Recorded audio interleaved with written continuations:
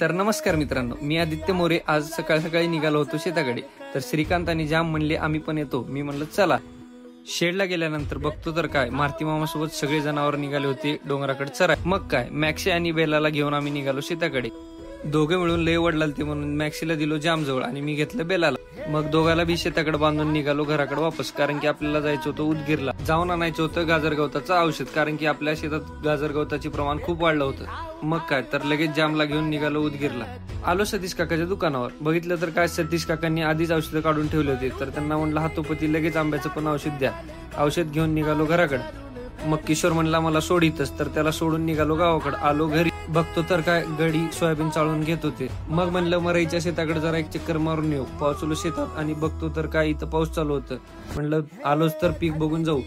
पिकाचं तर काय, पीक तर नंबर एकच आहे. मग अचानक पाऊस वाढल्यामुळे निघालो लगेच घराकडे. मग काय, आलो घरापाशी आणि लावली गाडी. पावसामुळे शेतात काही काम होणार नाहीत म्हणून गड्यांकडून घरचेच काम करून घेतले. तर मित्रांनो, भेटू उद्याच्या व्लॉग मध्ये. चला बाय.